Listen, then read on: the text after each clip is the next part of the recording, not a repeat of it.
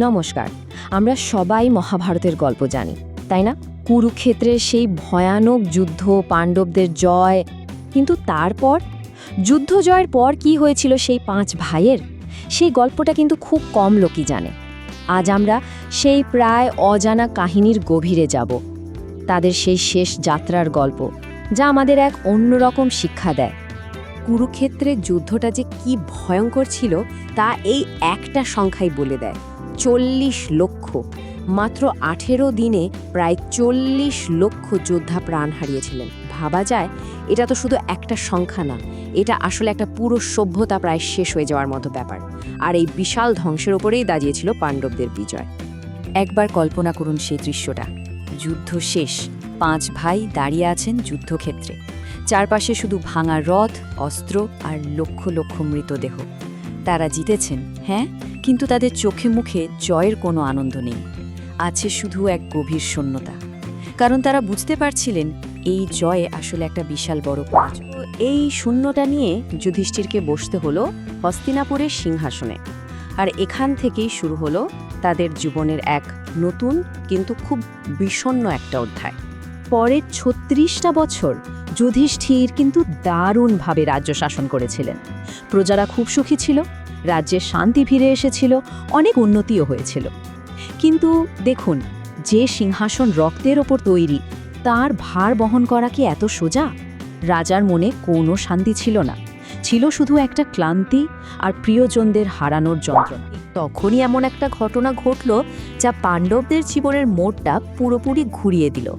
এই ঘটনাটাই যেন তাদের বুঝিয়ে দিল যে এই পৃথিবীতে তাদের কাজ শেষ। যখন শ্রীকৃষ্ণের দেহত্যাগের খবরটা হস্তিনাপুরে এসে পৌঁছালো, পাণ্ডবরা একেবারে ভেঙে পড়লেন। শ্রীকৃষ্ণ তো শুধু তাদের পথপ্রদর্শক ছিলেন না, তিনি ছিলেন তাদের সবচেয়ে বড় আশ্রয়, তাদের বন্ধু। তিনি আর নেই। এটা শোনার পর যুধিষ্ঠির বুঝে গেলেন যে কারণে তাদের জন্ম, সে উদ্দেশ্যটা পূর্ণ হয়েছে। এবার তাদেরও বিদায় নেওয়ার সময় এসে গেছে। পর পাণ্ডবরা একটা চূড়ান্ত সিদ্ধান্ত নিলেন।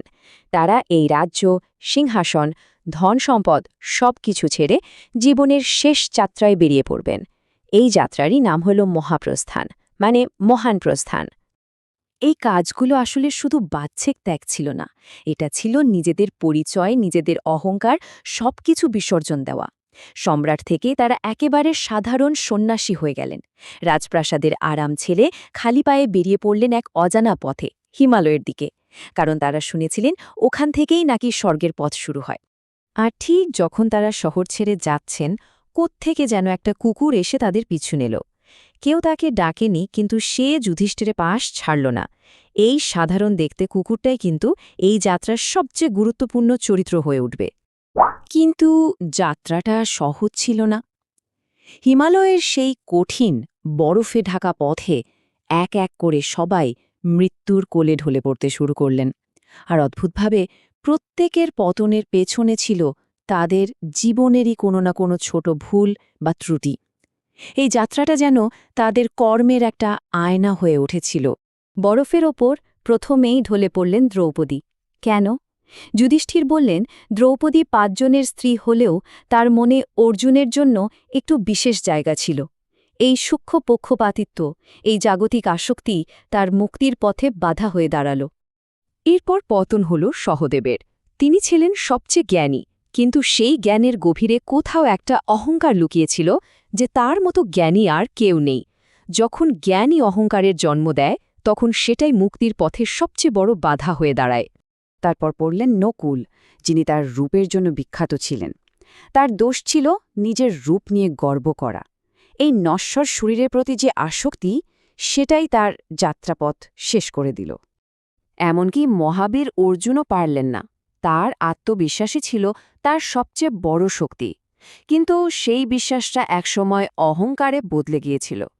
তিনি ভুলে গিয়েছিলেন যে তার দক্ষতা ঈশ্বরের কৃপা, আর এই অহংকারটাই তার পতনের কারণ হল।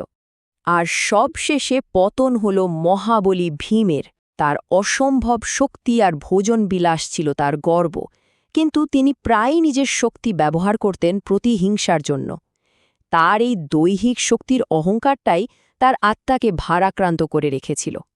অবশেষে পর্বতের চূড়ায় পৌঁছালেন শুধু যুধিষ্ঠির আর তার সেই বিশ্বস্ত কুকুরটা। আর এখানে স্বর্গের দরজায় তার জীবনের শেষ এবং সবচেয়ে বড় পরীক্ষাটা অপেক্ষা করছিল।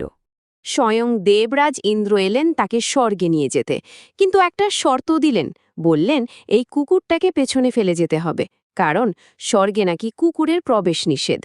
যুধিষ্ঠির এক মুহূর্তও ভাবলেন না। তিনি খুব শান্তভাবে বললেন, যে আমার ওপর ভরসা করে এত দূর এসেছে সেই বিশ্বস্ত সঙ্গীকে ছেড়ে আমি এক পাও নড়ব না। প্রয়োজনে আমি স্বর্গে যাব না। আর ঠিক সেই মুহূর্তে একটা আশ্চর্য ঘটনা ঘটল। কুকুরটা তার আসল রূপ ধারণ করল।